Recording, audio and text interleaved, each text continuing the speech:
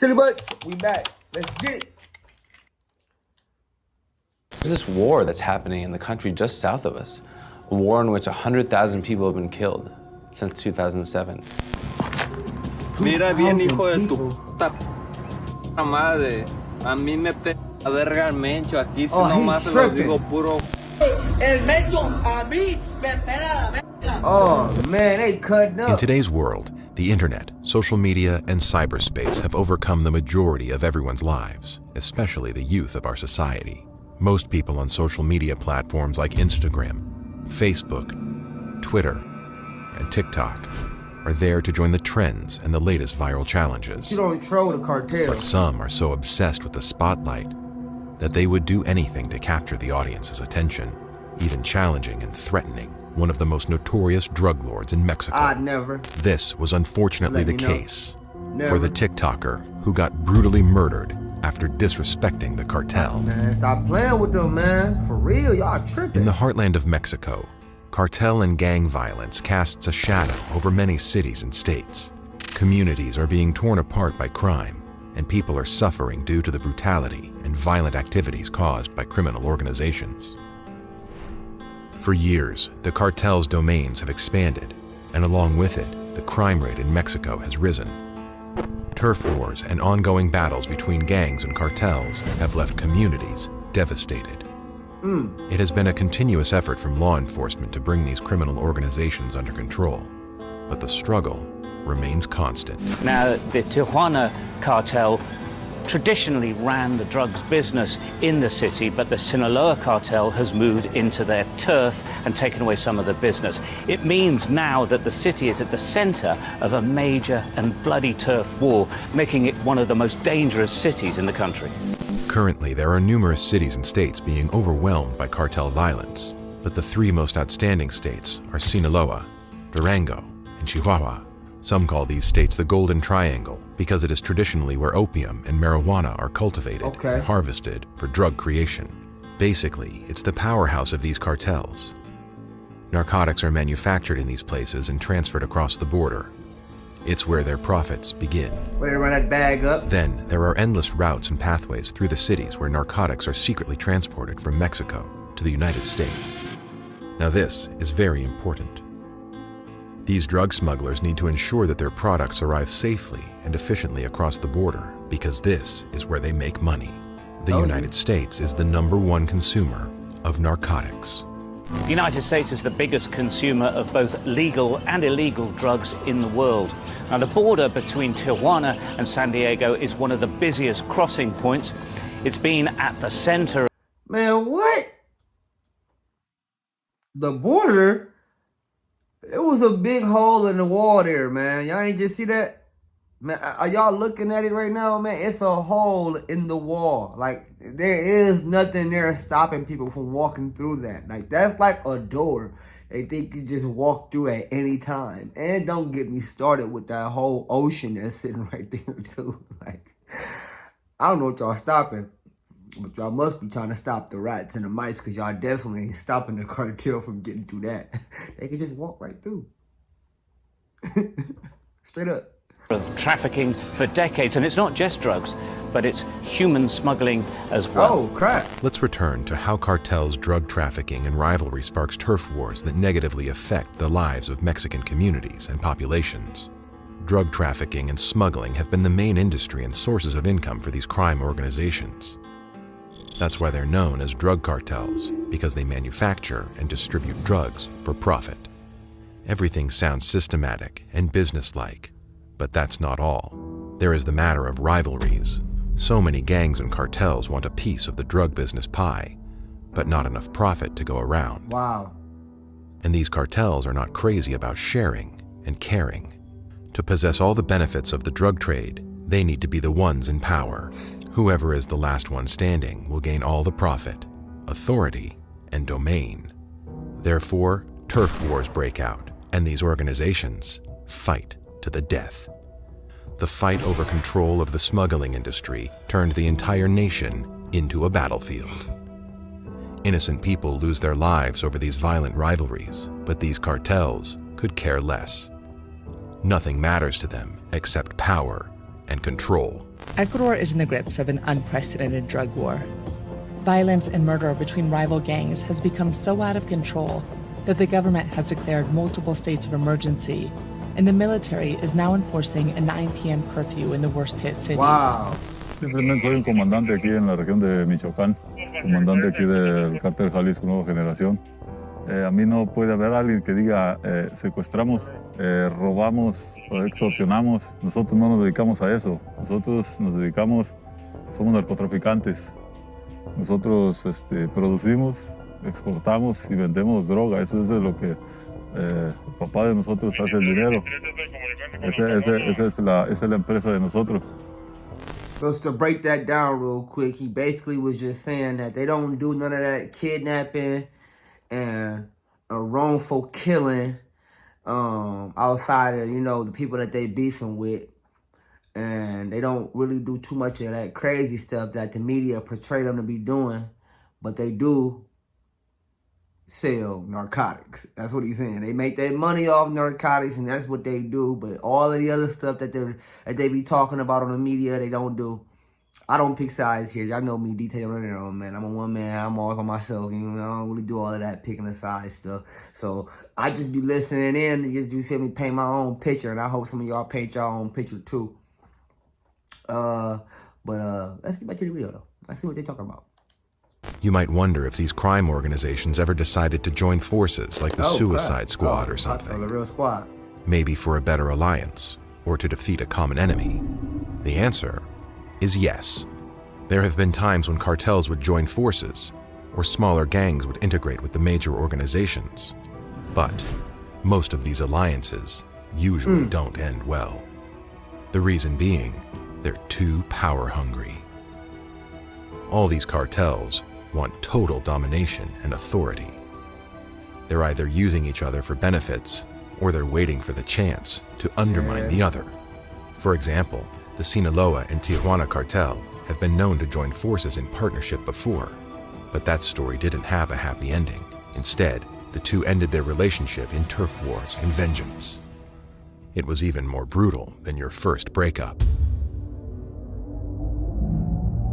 Then you have a whole other situation where an internal battle could ignite within a cartel, and they could break into factions, forming new gangs and organizations, much like what happened with El Mencho and the Milenio Cartel. His name might sound familiar because his name was constantly plastered in the news. There's a very high bounty offered by the United States and Mexico for anyone who could provide information that would lead to his arrest. With no El Mencho. El Mencho is wanted for undocumented possession of firearms, drug trafficking, and involvement in organized crime. This man is no joke. He's actually the aggressor in this story. El Mencho, or Nemesio Oseguera Cervantes, is a well-known Mexican kingpin and leader of the Jalisco New Generation Cartel, a crime group based in Jalisco. There are probably a few documentaries made about him already. If there aren't, Netflix is probably working on it. Anyway, El Mencho is a man born into a family of poverty in Aguililla, Michoacan, Mexico. At a young age, he couldn't finish primary school and had to help his family harvest avocados. And by 14 years old, he started guarding marijuana plantations, which is an odd job for a teenager. It is not confirmed whether El Mencho started involving himself in narcotics transactions at this point, but it would make sense for a poor kid to be driven into this business due to poverty. Still, El Mencho decided to immigrate to the United States in the 1980s to find a better life for himself. But when he arrived in the US, El Mencho found himself immersed in the narcotics business, making and selling methamphetamine in Redwood City, and he was arrested when he was as young as 19. After breaking the law many times, El Mencho was arrested and deported back to Mexico. Back in his home country, El Mencho didn't know what to do, so on a whim, he decided to become a cop. Yes, a cop. I didn't know that. El Mencho was a law enforcement officer for a short period of time. Obviously, it didn't last long. El Mencho ended his law enforcement career early to commit full-time to the Milenio Cartel. Some people speculate that El Mencho joined the force to gain an understanding of the system to advance his crime-related business. Even though it's only speculation, having someone who is a former officer of the law and understands the criminal system can be a great addition to any team, especially if you're dealing with shady business. With his knowledge and experience, El Mencho rises rapidly into a leading role in the Milenio Cartel and quickly made a name for himself in the criminal world. El Mencho became a threat to law enforcement and other cartels alike. Eventually, the opportunity came for El Mencho to seize the leadership position. When the former leader of the Milenio Cartel was apprehended by the authorities, the cartel broke into fractions. One of the parties was led by El Mencho, and he transformed them into the Jalisco New Generation Cartel that we know today. El Mencho has led the Jalisco New Generation Cartel to become one of the most powerful cartels in Mexico today.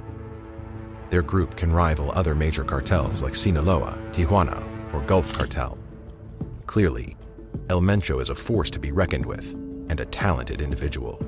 He managed to turn a broken sector into an influential crime organization in very little time. Of course, the more powerful you are, the more blood you shed. A man like El Mencho isn't known for his kind-hearted or gentle nature. He's a drug lord for a reason. Therefore, why would someone make the mistake of upsetting him, or worse, challenging him? Silly TikTokers. You would think no one would be so irrational, but there's always a selected few. In June 2022, an unknown teenager posted a video on TikTok challenging and insulting the crime boss, El Mencho, in Spanish. Mira bien, hijo de tu puta madre. A mí me pega la verga el Mencho. Aquí si nomás se los digo puro 420. Yo no me duermo como el pirata o el chanito de Culiacán. Yo soy inmortal, yo soy intocable y yo soy un pato con el diablo, cabrón. Así que si no sabes de mí, de existencia, yo te vine a mandar fuego, Mencho. Así que a mí no me da miedo decir esto, cabrón. Yo lo digo fuera en cámaras o aquí, cabrón. Así que a mí me pega la madre el Mencho. There's no other way to describe this than signing your death The wish. man that lost his mind. What on earth possesses this young TikToker to do such a thing remains unknown. Of course, the name and identity of this teenager remain hidden, which might be a good thing. This is a very good example of the extent some influencers and content creators would go to achieve publicity. He ain't never lied there. In the cyber world, it's extremely easy to get lost in false stimulation and superficial spotlight. The concept of online interaction has become so big that people allow it to define themselves. Many people, especially young adults and teenagers, are too immersed in the virtual concept of popularity, and it indirectly affects their You reality. just said the word I was just about to say to y'all, reality, man. A lot of times people don't learn until they hit with a real reality check. But unfortunately, it sounds like for some of these TikTokers that's coming up in this video, that their reality check didn't come with a slap on the wrist. It came with their life being ended. And I really highly recommend y'all don't play around with fire, man, unless you ready to get burned, man. Like, for real, because these are some people that you don't want to play with. You know what I mean? They already don't care for the law anyways, and they live by a code. And within that code, if you disrespecting them, be prepared to come with whatever the consequences come with. I'm just keeping it 100 with y'all, man. Like, I can't even cap. Like, sometimes people don't know when to stop. Like, the line had already been drawn for y'all, and y'all just don't know when to stop, man. Just stop. For real. See what? It's almost like they're being controlled by their social media accounts. But instead, it should be the other way around. Keep in mind that social media and virtual platforms aren't bad. It's the people who abuse these platforms who are to blame. There are a lot of great influencers and public figures who utilize social media for the betterment of their work and effectively communicate with their followers. If you feel like using your TikTok or Instagram account for art, entertainment, food, pranks, fireworks, or even professional motorcycle stunts, that is totally all right, because everyone should be free to express their creativity in their own ways. Except this isn't a funny prank or a bucket list dare. It's a life-threatening situation. It's not funny or cool to challenge one of the most wanted men in Mexico. There's a reason why El Mencho is hunted by the authorities. The crimes that this man has committed surpass any average criminal. The Jalisco New Generation Cartel is known to have its own armed force that could rival the SWAT team. There has been an incident where El Mencho's cartel targeted the Mexican military and law enforcement officials. On April 6th, gunmen from the New Generation Cartel used a burning vehicle to block a road in San Sebastián del Oeste, Jalisco. They opened fire at a convoy of the Jalisco State Police, resulting in the death of 15 policemen and injuring 5 more. This event marked the deadliest single attack on Mexico's police force since 2010. Wow. The Jalisco New Generation Cartel took the fight to the next level, shooting down a military helicopter with a rocket-propelled grenade, killing people, 6 of them, last week. On the same day, the cartel's hitmen killed Miguel Ángel Caicedo Vargas, the police chief of Zócalo de Torres. They killed the chief of Later, police? there was another similar event in Villa Purificación, Jalisco. El Mencho's associates used a rocket-propelled grenade launcher to shoot down a Mexican army helicopter, resulting in the death of 9 soldiers. They ain't playing.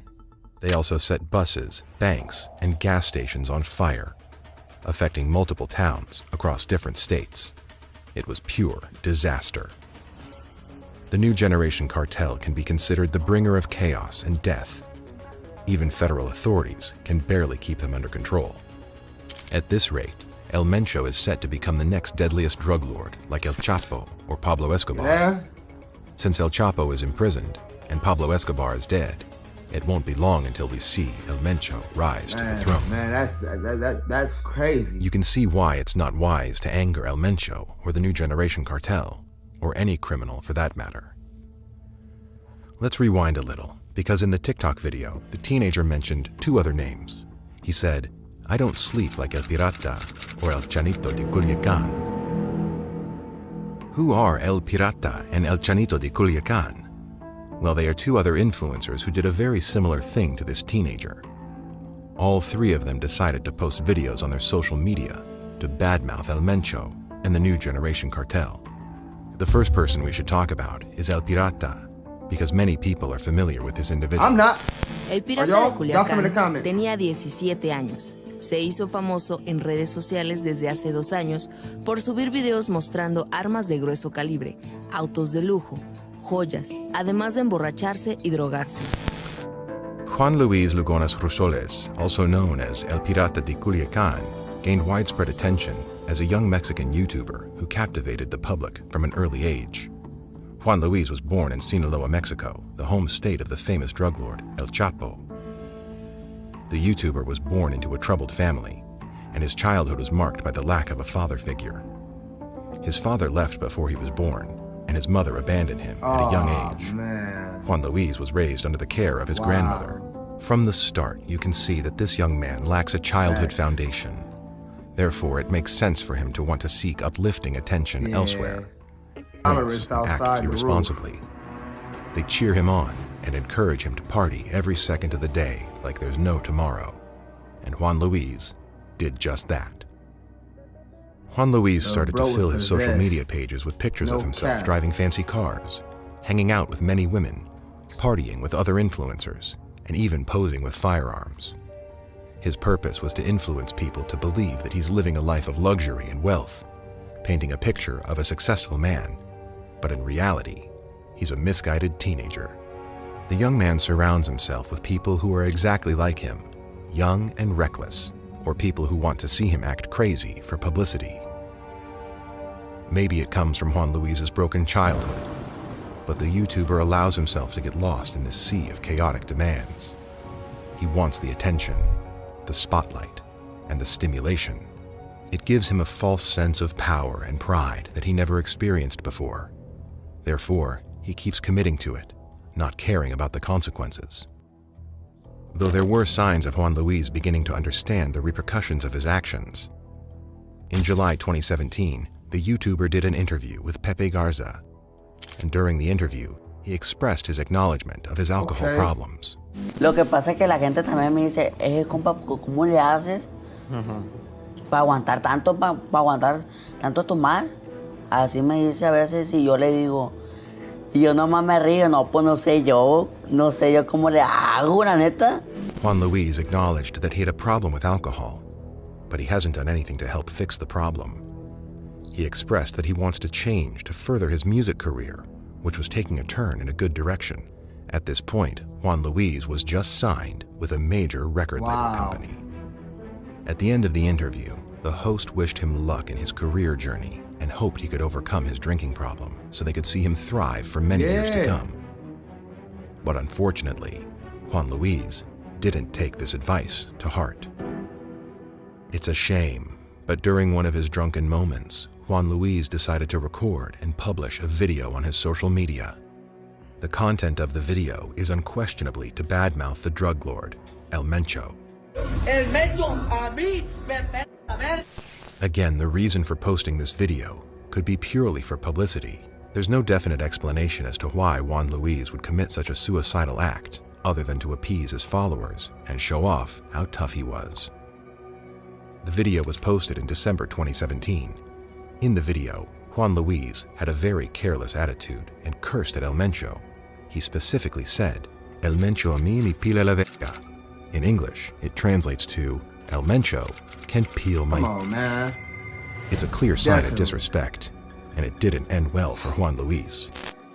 The exposure and limelight had gotten to his head, making him think he's invincible. Well, the YouTuber soon found out he's not a man of steel. Not long after Juan Luis posted the video, he decided to attend a party with his friends at a local bar. He even posted the location of the bar on his social media, encouraging his followers to pay a visit to the establishment. Wow. Unfortunately, the party ended in bloodshed and gunshots. 4 gunmen entered the establishment and annihilated Juan Luis. The teenager suffered from 15 bullet wounds and died before paramedics arrived. That's sad. It is still unclear who was behind the killing, but it is not hard to figure out who would want to eliminate him. Authorities believed it was the work of El Mencho. Not anyone can have someone assassinated in broad daylight without leaving any clues behind. Even average criminals aren't this good. This crime seemed like the work of a professional group. Juan Luis had publicly disrespected El Mencho on the internet, and a few days later, he's killed by mysterious masked men. Of all the people in the bar, he happened to be the target. Anyone can put 2 and 2 together. El Mencho surely had the motive, and he definitely had the resources and manpower to pull this off. So Juan Luis's case is an example to never act on your arrogance and sense of superiority. You might get yourself into a deadly situation with no second chances. Keep it 100, man. Hey, I do want to point out the fact of the matter that it is allegedly, you feel me? We don't know for sure that El Mencho called his shots, but I can tell you this. There's fans that love Beyonce, there's fans that love Drake, and there's fans that love NBA YoungBoy. Y'all get where I'm going with this, man. You disrespect somebody, and there's a whole community of people out here that got mad love and respect for that somebody, because that somebody may be putting food on their plate or motivating them and giving them inspiration, or whatever the case may be. A person don't even gotta say nothing. People will just come and get you just cause you disrespected someone that they really love, you feel me, or aspire. And in a country like Mexico, I don't think that you playing with fire, you feel me? Like I said before, man, like I don't think it'll be too easy for someone to obtain weaponry, artillery, and come and handle a job, you feel me? Because you disrespected somebody that they got mad respect for. That's just sad though. Dog probably wasn't even over the age of 20. And I don't know, man. I don't want to say he had enough manpower to go to war with El Mencho, so he should have been more so beaten up to the point where maybe he got the message to not mess with people like that. But at the end of the day, you got people in a country that be younger than him out here playing with ARs and AKs and all type of guns and bombs, and that's just the code that they live by down there, man. But apparently he ain't the only one, because we got somebody right here on the screen that look like he did something silly too. That's crazy though. It's crazy down there. The other person we need to speak about is El Chanito de Culiacán. He's also an influencer, much like Juan Luis or El Pirata. He was known to be a rival of Juan Luis, mocking him online for his excessive drinking and thirst for publicity. El Chanito de Culiacan and El Pirata had a series of back-and-forth social media banter and retaliation. Although the two men were on opposite terms, they ended up in the same reckless position as one another. In 2018, after the death of Juan Luis, El Chanito de Culiacan decided to post a similar video on YouTube, challenging El Mencho. Of course, the video has since been deleted from El Chanito de Culiacan's account, but viewers can see that the YouTuber was carrying a large firearm from the clip. And he was saying something along the lines of, El Mencho can suck my dick. What? Do these boys It's got a insane death how El wish? Chanito de Culiacan was criticizing Juan Luis for his reckless stunt, My bad. but he's doing the exact same thing. But the deed was done. Followers of El Chanito de Culiacan were holding their breath and praying for the young man. It was horrifying enough that one person's life was just taken by the cartel. Now they have another YouTuber who wants to play with fire. The price of challenging the leader of one of the deadliest cartels isn't as simple as a homicide or assassination. There are chances that innocent bystanders who are caught in the crossfire will lose their lives as well.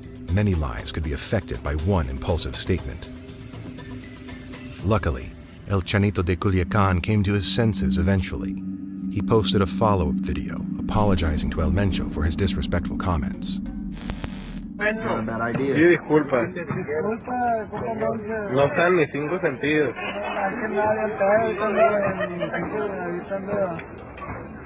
Entonces está arrepentido. Sí está arrepentido.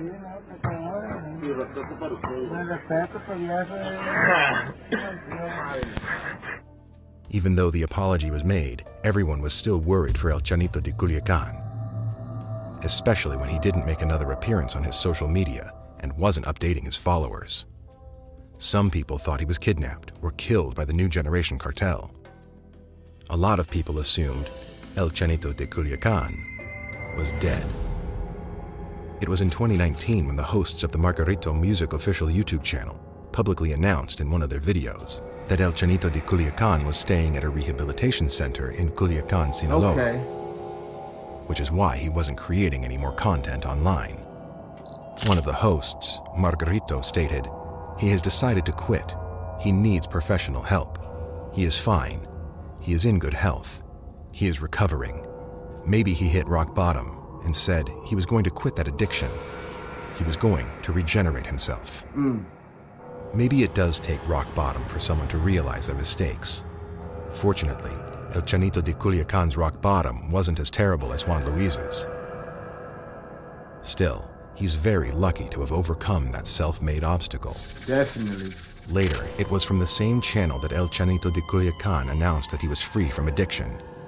El Chanito de Culiacan eventually migrated to TikTok, where he makes shorter content about himself. In 2022, he publicly announced the arrival of his newborn daughter on his TikTok. Huele verga, todos los esos que tienen 25, 26 años ya, los viejones que no tienen, que no quieren tener viejas, pues no se quieren hacer responsables. Mira, ya ni yo, ya tengo una... ¡Ay, mía! Dile, huele verga. Dile. Que ya se pongan a hacer play, dile. Ya que se pongan a hacer plebe. That's what's up, man. Congratulations to him, man. Ya Having ni a yo, daughter. ya tengo una mía, vea mía.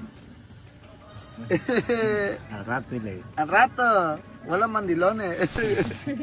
Content with his new life, El Chanito de Culiacan begins advocating for young people to be more responsible and take the next step in their adulthood. It's amazing to see that this story has a happy ending. Instead of violence and bloodshed, you have a reformed young man who has overcome his addiction and transformed into a responsible family man. Well, like I said before, man, you never know. Sometimes they reach out to you, and they already said in the beginning, man, that they don't really be on all of that stuff that the media be talking about. So maybe someone reached out to him and gave him a nice little on the back of the head and told him, man, make an apology video because you're disrespecting my dog, our leader, whatever the case may be, on media, social media, and you giving out the wrong representation of what we stand by and what we stand for. So maybe somebody reached out to him and you feel me, helped him out and helped guide him in the right direction, because they probably, like I said, man, I just don't see my guy really going that way. You feel me? To knock off a 20-year-old. You know what I mean? Like, hey, he just an alcoholic, little drunk dude, only doing stuff for the hype. You know what I mean? And as Mencho was a kid, he had a lifestyle where he came up without any guidance probably either. So I can probably understand, like, you feel me, that I'm hoping, too, that somebody reached out to him, put him in that rehabilitation center, and told him, man, yeah, you need to quit, because you letting that hype go to your head, you know what I mean?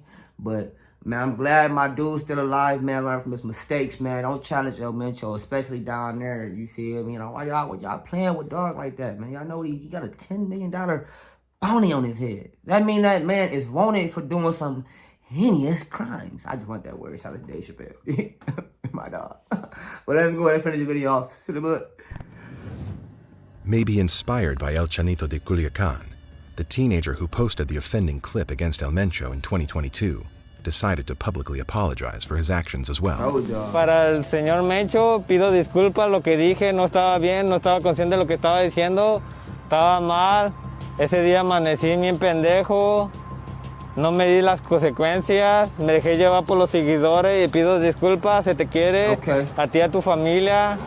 Y Mencho, no me mates, cabrón, yo tengo familia así como usted y pido mis disculpas. Aquí todos cometemos errores y pues Dios está viendo todo eso, así que pido disculpas porque la verdad no sé lo que estaba haciendo. Todos cometemos errores y yo tengo problemas psicológicos, así que acuérdese, señor, que se le quiere. In the clip, the teen is sincere and apologetic. Hopefully, it's enough to keep him out of trouble. He sounded way more sincere than the last dude. I ain't gonna cap to you. So far, nothing has happened yet, but the future is full of uncertainty. These three cases are great examples of arrogance, false sense of superiority, and pretentiousness. All thinking errors.